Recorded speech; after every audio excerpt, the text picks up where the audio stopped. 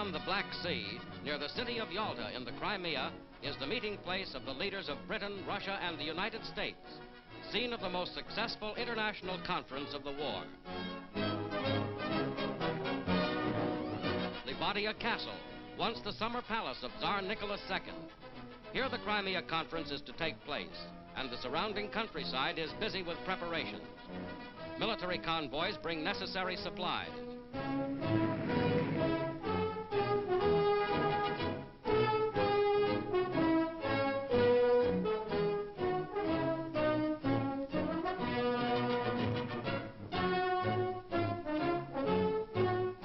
Special communications lines are strung to the palace.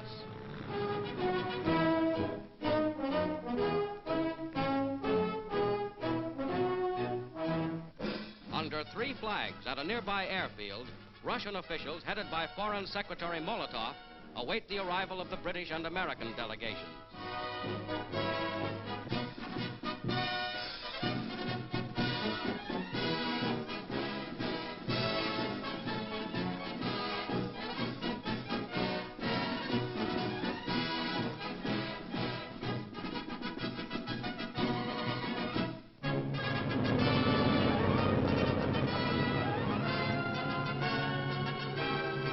Anthony Eden, British Foreign Minister.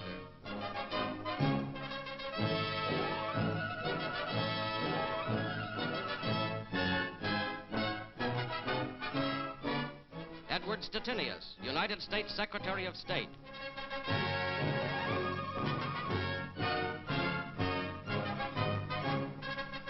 Harry Hopkins, advisor to President Roosevelt, with Averell Harriman, United States Ambassador to Russia.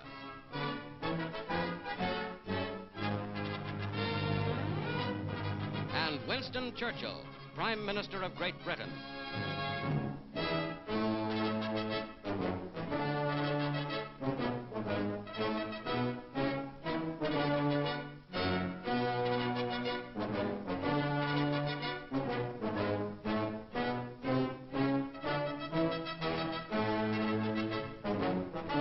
Also arriving by plane after a 6,000-mile trip is Franklin D. Roosevelt, President of the United States.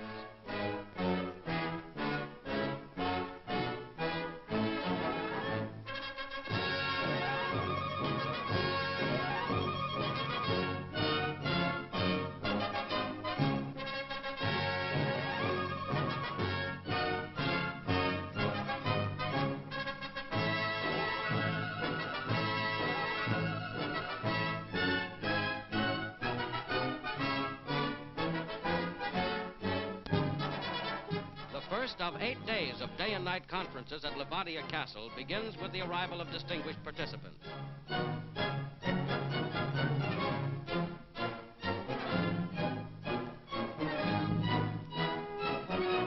Sarah Churchill Oliver, accompanying her father, greets President Roosevelt's daughter, Mrs. Anna Bottiger.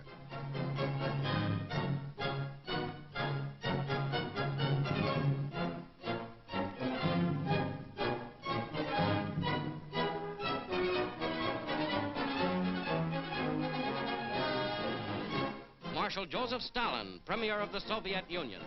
At the time of the first three-nation conference at Tehran 14 months ago, the ground over which Stalin now walks was still in the enemy's hands.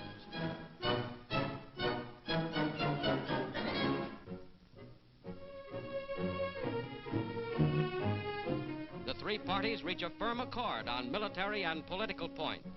Coordinated plans are made for great new blows against Germany from all directions. Reaffirming the resolve of the United Nations to cooperate fully after the war, Roosevelt, Churchill, and Stalin reach agreement on the foundations of European peace. Germany shall be disarmed. German militarism and Nazism will be destroyed. Germany shall be occupied in zones, with France a major participant. An organization for world security will be permanently established. The three leaders reaffirmed their faith in the principles of the Atlantic Charter.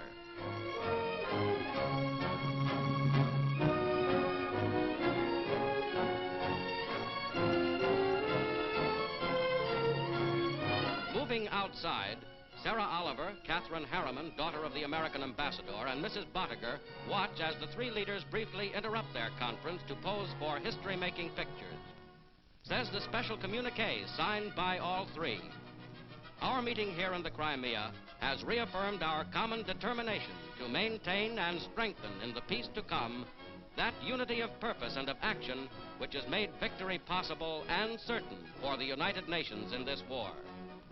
We believe that this is a sacred obligation which our governments owe to our peoples and to all peoples of the world. Winston Churchill, Franklin Roosevelt, Joseph Stalin.